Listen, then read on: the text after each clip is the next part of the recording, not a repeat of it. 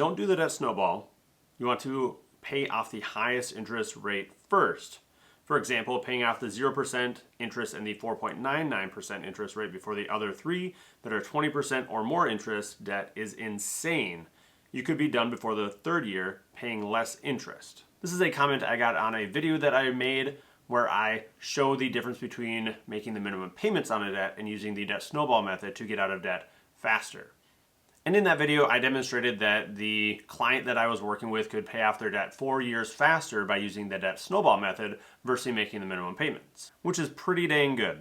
But the person who left this comment thinks that is the wrong way to do it, to avoid the debt snowball and use instead the debt avalanche, which based on how they describe that, putting the highest interest rate loan first and then targeting that with all of your extra payments to save money and interest.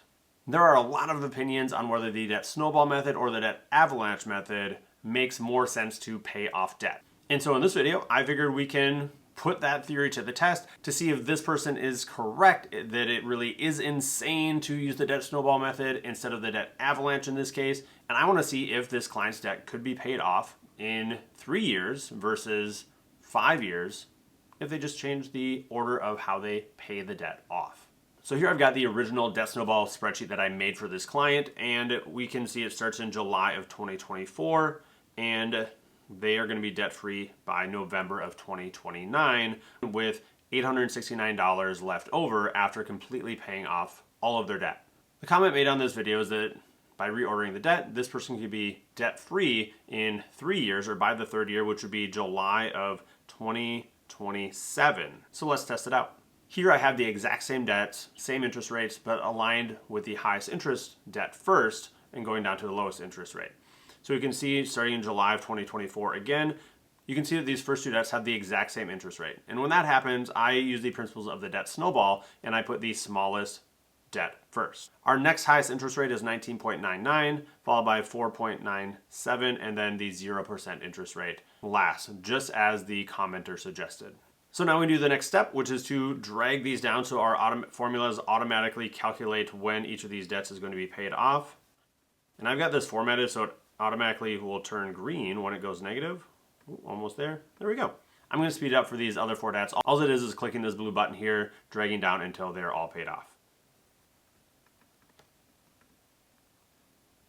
So now that that is all set up, we're going to start applying the principle of the debt avalanche, which is when your highest interest rate debt gets paid off. We're going to move that payment into our next highest interest rate debt. So let's scroll down to see which one gets paid off first. And actually, the first one that gets paid off is the 0% interest rate debt. So now that the 0% interest debt is paid off, we're going to move that $75 over to the next highest interest rate debt, which is on here labeled as debt 2. And we're going to add that to this $147.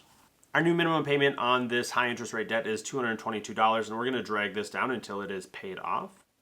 You can see that it is doing just what it should. It is accelerating the repayment of that debt. Now we're taking this 222, we're going to move it over to this 234, and that is going to be now 456. That one gets paid off faster, and that actually gets paid off at the same time as this debt 4, which we haven't added any extra payments to. That is just naturally when it would have gotten paid off just using minimum payments.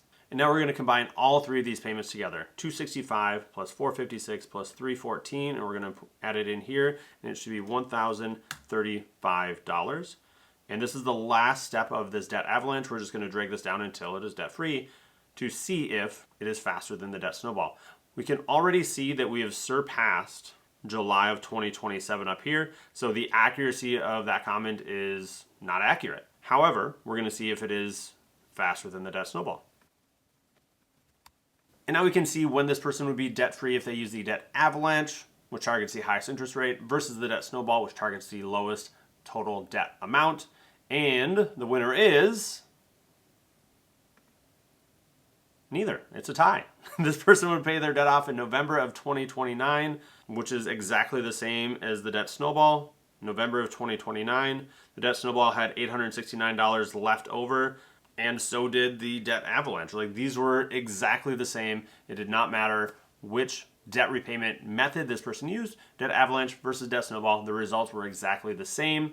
I'm really happy that this person left this comment so I could make this video and demonstrate that honestly, it doesn't really matter which debt repayment strategy you use as long as you use something besides the minimum payments.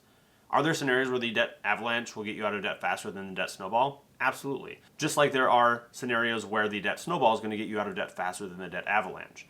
And the key is taking action to get started. So if you're ready to make a plan to pay off your debt either using the debt snowball or the debt avalanche, I've got a few free resources down in the description. The first is a free download of a debt snowball spreadsheet. You can set it up as a debt snowball or a debt avalanche. It's really up to you. All the instructions are there. Plus, I've got tutorials as well, other videos down in the description that show how to either make a debt avalanche or a debt snowball spreadsheet.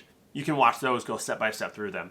Or you can get a customized debt snowball spreadsheet like this client did, which is made 100% by me. I find the fastest way for you to get out of debt. I take care of the formulas, the formatting, all of the hassle of making this debt snowball spreadsheet. Grab that customized debt snowball spreadsheet down in the description. And if you're interested in more videos like this one comparing a debt snowball to a debt avalanche, you're going to want to watch this video next.